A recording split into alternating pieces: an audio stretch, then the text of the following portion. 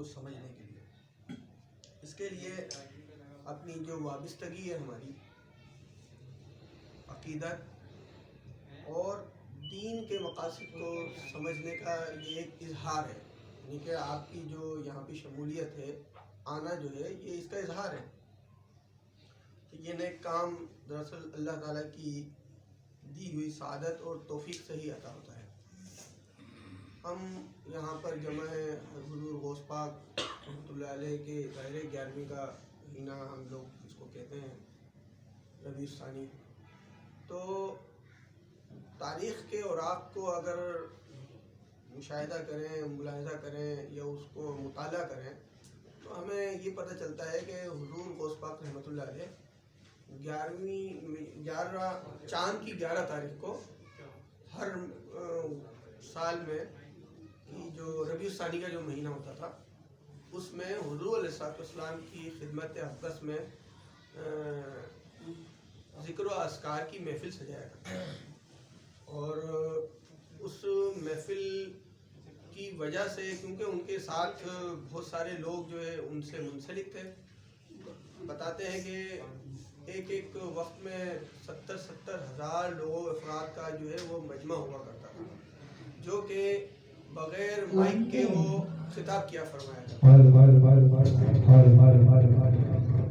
غوث پاک کی جو یہ محافل ثانی کے مہینے میں منعقد کی جاتی ہیں، حضور غوث پاک کی جو وفات کا دن ہے وہ زیادہ تر تو 17 تاریخ ہے، جو کہ 17 ربیع الثانی ہے، لیکن 11ویں کا جو اصل جو پرپز ہے وہ یہ ہے کہ حضور غوث پاک رحمۃ اللہ علیہ حضور علیہ السلام کی خدمت اقدس میں ایک محفل منعقد فرمایا کرتے تھے۔ تو اس نسبت سے ہم لوگ بھی اس 11ویں کے محفل میں 11ویں کی نیاز میں ان کے لیے جو ہے دعائے مغفرت کرتے ہیں ان کے لیے، اور حضور علیہ السلام کی شان میں مدح سرائی کرتے ہیں۔ ماشاءاللہ ہمارے تمام بھائیوں نے بہت زیادہ خلوص نیت، بہت زیادہ خلوص قلبی کے ساتھ حضور علیہ السلام کی مدح سرائی کی ہے، یہ لوگ مبارکباد کے مستحق ہیں۔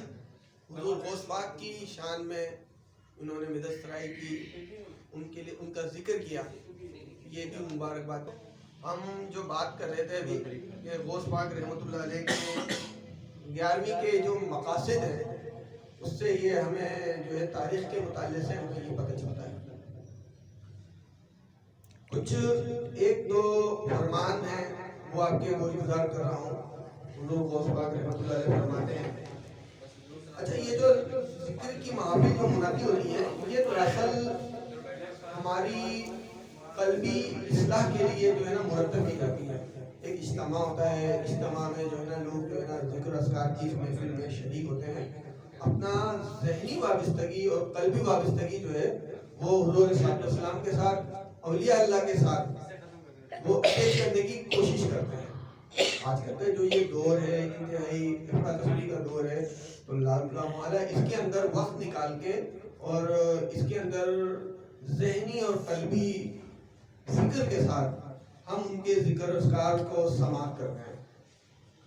آپ فرماتے ہیں کہ جو شخص اپنے نفس کا اچھی طرح معلم نہیں ہو سکتا وہ دوسروں کا کس طرح ہوگا۔ یہ انتہائی لمحہ فکریہ کی بات ہے ہمارے لیے کہ جو اپنی نفس کا معلم نہیں ہو سکتا۔ حضور علیہ السلام اس بارے میں فرماتے ہیں جس نے اپنے نفس کو پہچانا اس نے اپنے رب کو پہچانا۔ ایک اور جگہ آپ فرماتے ہیں جو اللہ سے واقف ہو جاتا ہے وہ مخلوق کے سامنے متواضع ہو جاتا ہے۔ متواضع سے مراد میری یہ ہے کہ جو انہوں نے فرمایا وہ انکسار، عجز و انکسار کا آئینہ بن جاتا ہے۔ حضور علیہ السلام کی کیونکہ یہ عجز و انکساری کی یہ سنت جو ہے وہ حضور غوث پاک نے اپنا ہی بیان کر دی۔ تو اب ہم یہ دیکھتے ہیں کہ جو محفل ہم منعقد کرتے ہیں یہ اللہ تعالیٰ سے واقفیت حاصل کرنے کے لیے انبیاء کرام، اولیاء کرام نے قرآن پاک سے ہماری رہنمائی بھی فرمائی ہے۔ مطلب یہ ہماری مینول گائیڈ ہے۔ حضور علیہ السلام نے اپنی زندگی کے مختلف پہلوؤں کے ذریعے سے دین کے مقاصد کو سمجھنے کے لیے ہماری رہنمائی فرمائی اور ہمیں اللہ تعالیٰ کی طرف متوجہ کیا۔ تمام انبیاء کرام نے یہ کام کیا ہے۔ آپ 1,24,000 قوموں کے جو پیغمبران ہیں انہوں نے آپ کو اللہ تعالیٰ کی پہچان کرائی، اللہ تعالیٰ کی طرف متوجہ کیا۔ آپ علیہ السلام نے خطبہ حجت الوداع جو کہ ہماری زندگی کے لیے اور دنیا و آخرت دونوں کے لیے ایک بہترین چارٹر ہے، آپ صلی اللہ علیہ وسلم نے خطبہ حجت الوداع میں کئی نکات ہیں۔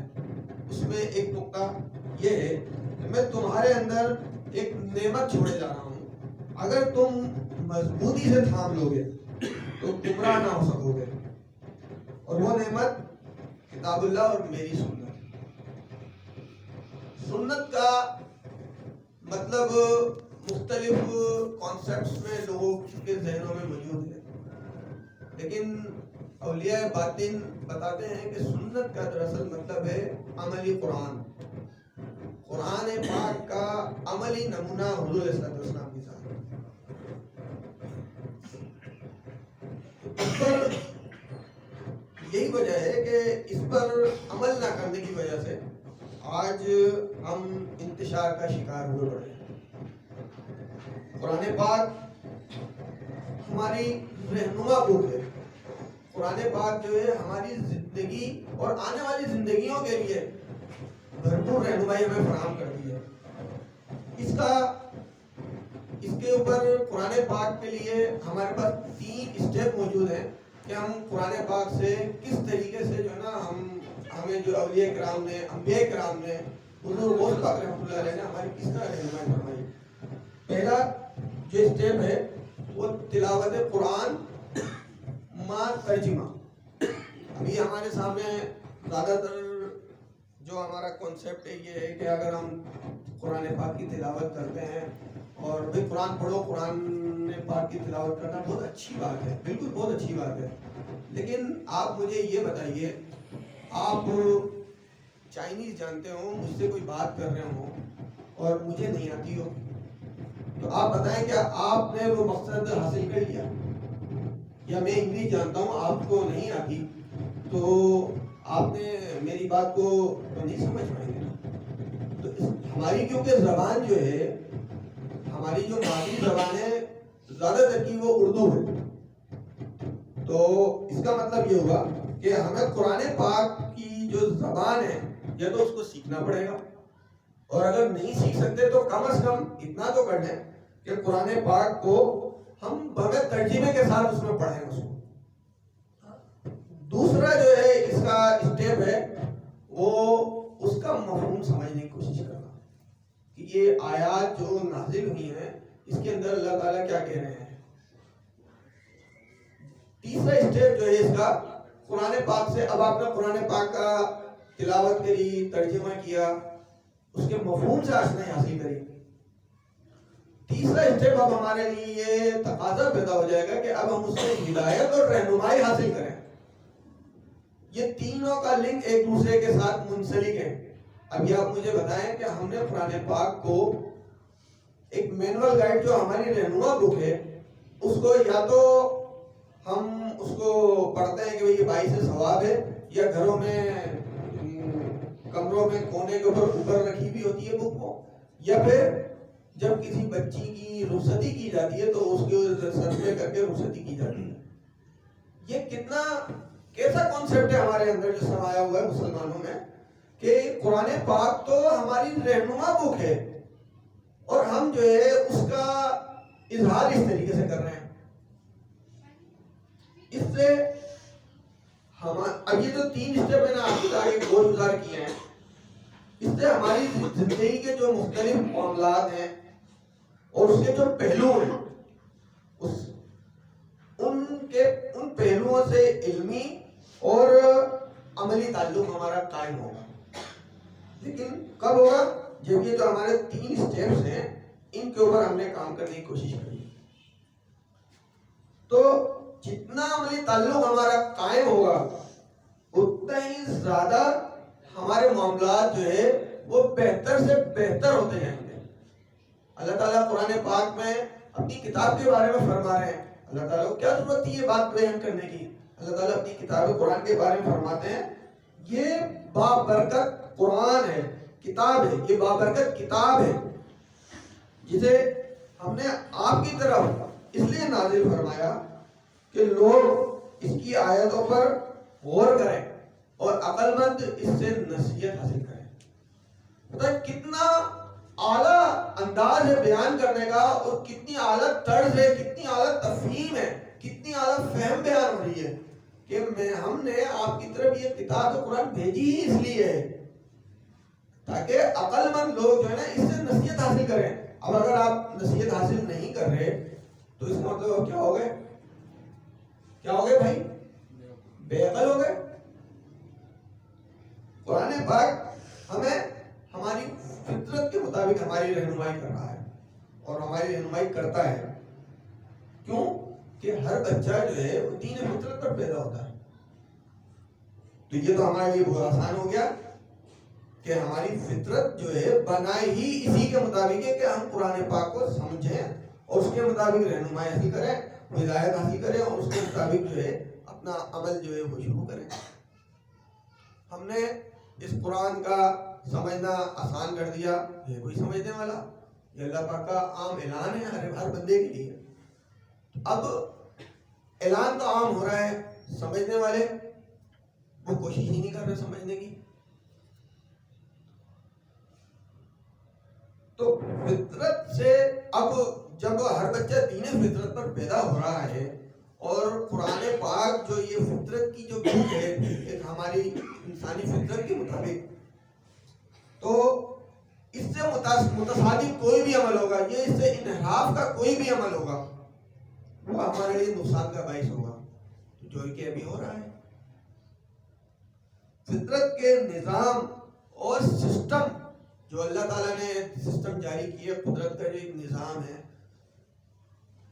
اس میں ہمارا کنٹریبیوشن قرآن اور سنت یعنی حضور علیہ السلام کے ارشاد پاک کے تعلیمات کے جتنا مطابق ہوتا جائے گا اتنا ہی زیادہ یہ ہمارے لیے قلبی سکون اور نجات کا سبب بنے گا. فطرت کی جب میں نے بات کری تو فطرت کے اندر فطرت کے مظاہر وہ آ جاتے ہیں، ہوا، پانی، آگ، مٹی. پانی کے بارے میں ہمارے جو اس وقت ورلڈ ہے یہ اس وقت نا گلوبل وارمنگ کا شکار ہے.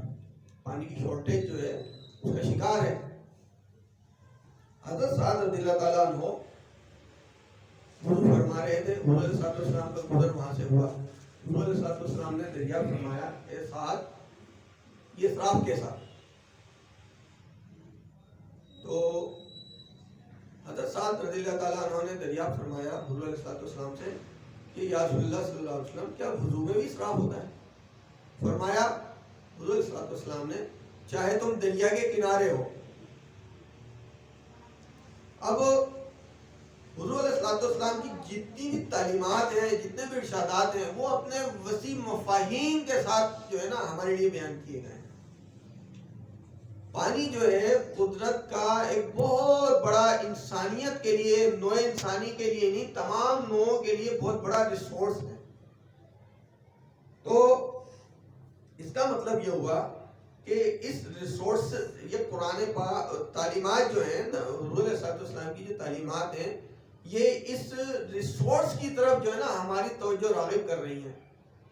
آپ جو ہے وضو ایک مگے میں کر لیجئے اور پانی کا ٹیپ کھول کے جو ہے دیکھیے آپ اس کے نیچے ہنڈی لگا دیجئے. آپ دیکھیں گے کہ جتنی دیر میں آپ نے ایک مگے سے وضو کیا ہے اتنی دیر میں اس کے اندر تقریباً 5-6 لیٹر پانی جمع ہو جائے گا. اب آپ مجھے یہ بتائیں 5-6 لیٹر پانی ہم نے ویسٹ کر دیا. 5-6 ہم کہتے ہیں کہ پانی کی کمی کا ہم شکار ہیں، لیکن ہمارا عمل بھی تو اس کے مطابق ہو رہا ہے نا. تو اس کا مطلب یہ کہ اس کے جو اثرات اور نقصانات ہیں وہ ہمارے لیے کھڑے ہوئے ہیں تیار.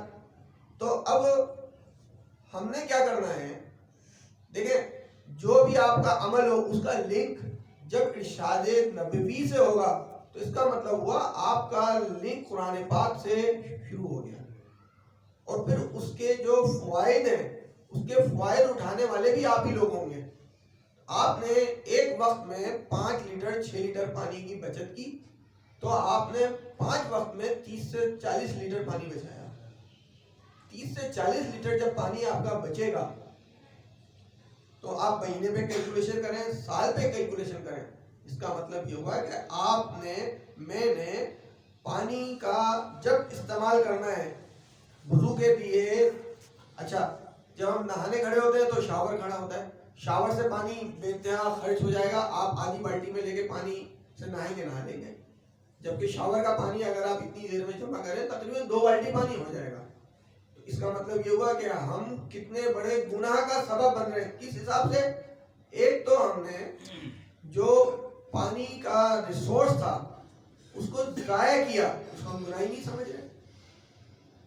ہم تو کہتے ہیں بہت اچھی طرح بھائی پورا نل کھولو, بہت اچھی طرح وضو کرنا ہے, بہت اچھی طرح یہ کرنا ہے. ٹھیک ہے, بالکل اچھی طرح آپ نل کا ٹیپ بالکل ہلکا کھول کے بھی جو ہے بہت اچھی طرح وضو کر سکتے ہیں.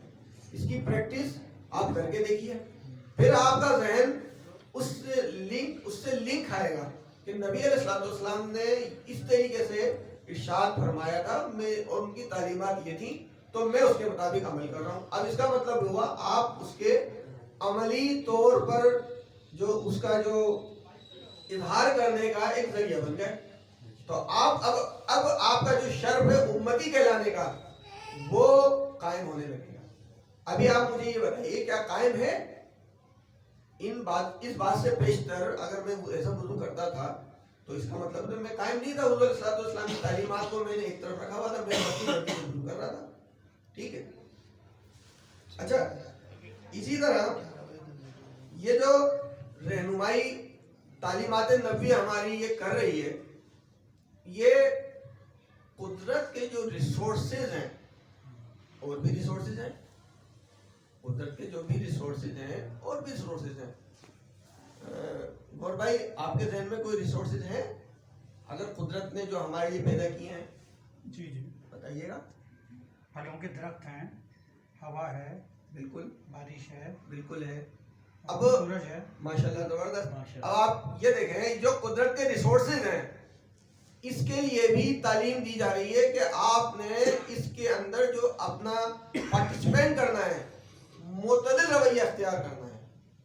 اب ہمارے یہ بتائیے ہوا کی جیسے بھائی نے بات کری تو ہوا کے لیے ہمارے آپ نے دیکھا ہوگا بھی خبروں میں آ رہا ہے کہ جو آپ کی فضا ہے اس کو ہم نے آلودہ کر کے رکھا.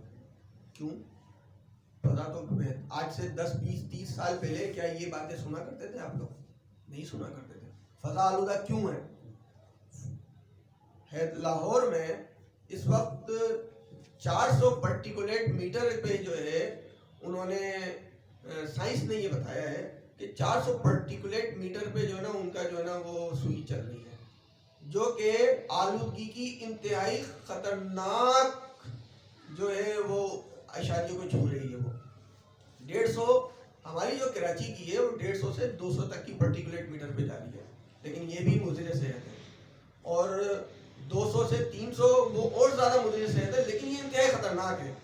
جبکہ لاہور میں اس کے عوامل جو عوامل ہیں اس کے, وہ ایک تو ہم پہلا عمل یہ ہوا ہے کہ وہاں پہ کسان جب دھان کی فصل کو نکال لیتا ہے تو نیچے بھوسا رہ جاتا ہے اور اس بھوسے کو وہ جلا دیتے ہیں.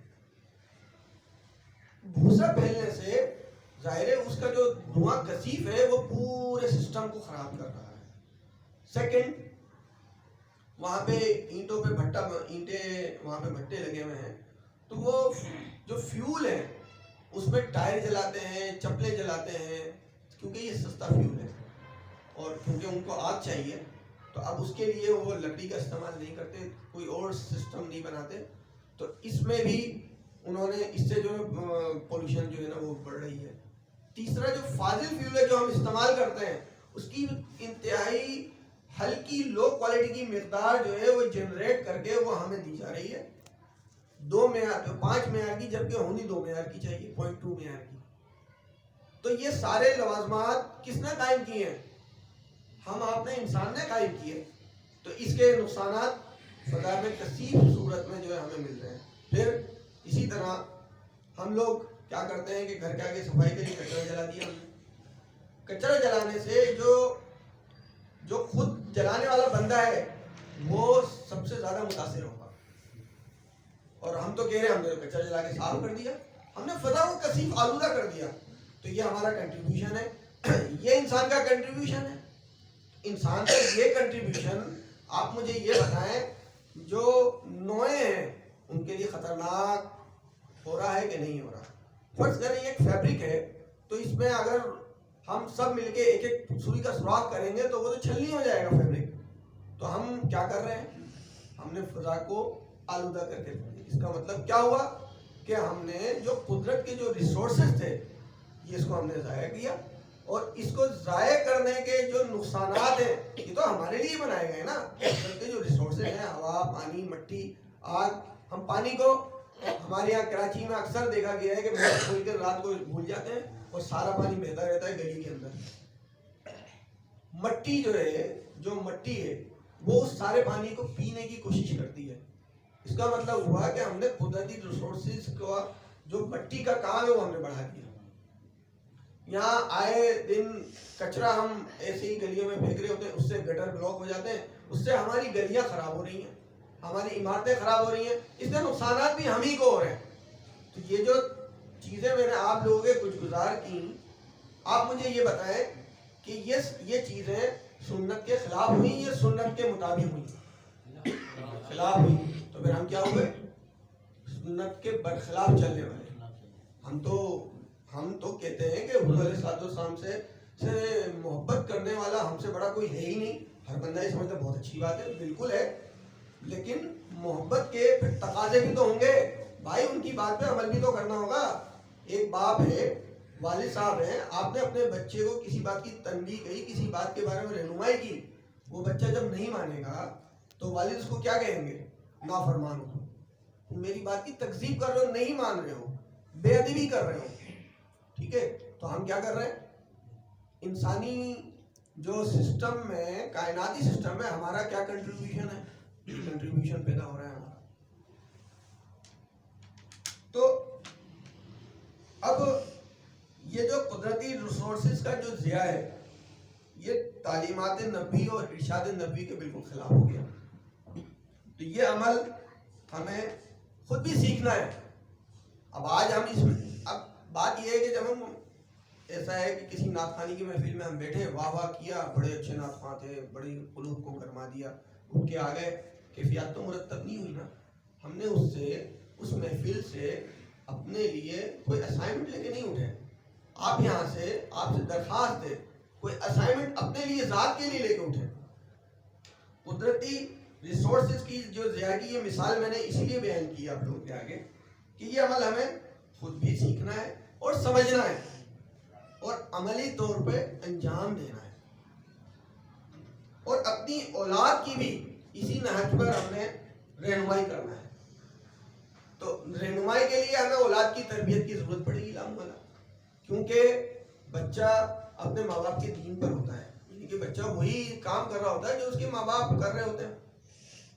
تو اگر جو اولاد کی تربیت میں بچے کو کوئی مہمان آتا ہے تو بھائی ایسے بیٹھنا، ایسے نہیں بیٹھنا، یوں کرنا، ایسے نہیں کرنا، سلام کرنا، یا جو ہے نا بالکل تم مہمان آئے تو بھائی الگ چلے جانا، تو یہ اولاد کی تربیت کر رہے ہیں. یہ تو بھائی مینرز ہیں، ایسے بیٹھو، ایسے نہیں بیٹھو. ہم اس کی کردار سازی کے لیے جو کہ قرآن پاک کی تعلیمات ہیں اس کے لیے کیا ہم کوئی کام کر رہے ہیں؟ تو یہ تربیت کا اس کا مطلب یہ ہوا کہ ہم نے تربیت کو مینرز میں ضم کر دیا ہے اور ہم کہہ رہے ہیں کہ ہم اولاد کی بہت اچھی تربیت کر رہے ہیں.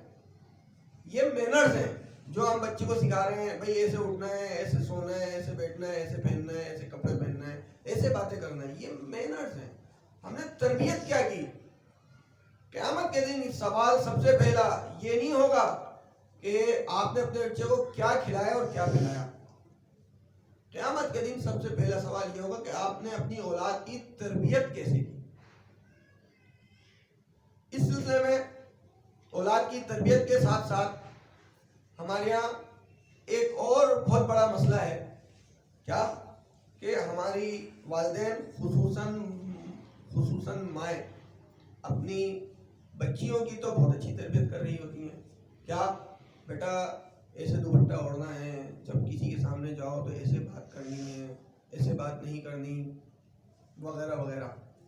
لیکن کیا وہ ہماری مائیں اپنے بچوں کو اس بات کی بھی تلقین کرتی ہیں کہ بیٹا بحیثیت ماں, بحیثیت بہن, بحیثیت بیوی, بحیثیت ماں, جو بھی خواتین کے رشتے ہیں, آپ نے ان کی بحیثیت عورت رسپیکٹ کرنی ہے. جب بچے کے ذہن میں یہ بات ہوگی کہ خواتین کی بحیثیت عورت رسپیکٹ کرنی ہے, تو آپ مجھے یہ بتائیں وہ کسی رشتے میں ہوگی تو وہ چاہے باہر ہو چاہے گھر میں ہو, وہ اس بات کی پیروی کرے گا کہ نہیں کرے گا.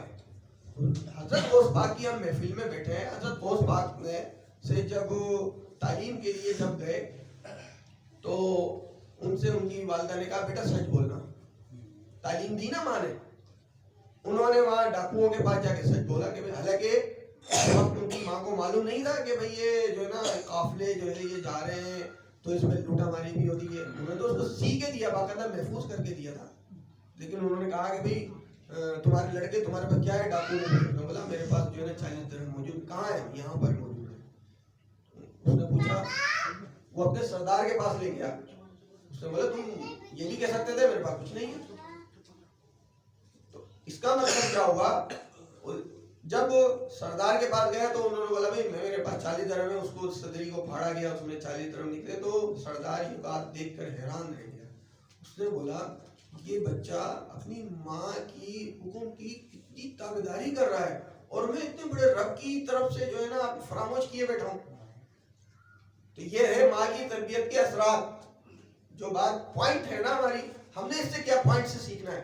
تو والدین کی تربیت میں یہ بات بھی شامل ہو, ہم نے اپنے بچے کو خصوصاً اس بات کی تربیت کرنی ہے کہ بیٹا بحیثیت ماں, بیوی, بہن, بیٹی, کسی بھی رشتے میں ہو, کسی بھی رشتے میں ہو, آپ نے بحیثیت عورت اس کی رسپیکٹ کرنی. ابھی آپ دیکھیں کہ ہمارا تو یہ مسلمان ملک ہے نا, مسلمان ملک ہے نا, تو آپ مجھے یہ بتائیں خواتین اپنے آپ کو تحفظ, احساس تحفظ میں پاتی ہیں؟ آپ سب اس بات کا گواہ ہوں گے کہ نہیں پاتی. کیوں نہیں پاتی؟ ارے بھائی ہم لوگ تو مسلمان ملک میں رہ رہے ہیں, مسلمان ملک میں ہیں, تو ہم نہیں نہ پانے کا مطلب کیا ہے کہ ہماری جو تربیت ہے وہ اس نہج پہ ہوئی ہی نہیں ہے. اسی طرح فرد جب عملی زندگی میں یا عملی زندگی کے فیصلے کی بات کر رہے ہیں, عملی زندگی میں جب قدم رکھتا ہے تو اس کا رویہ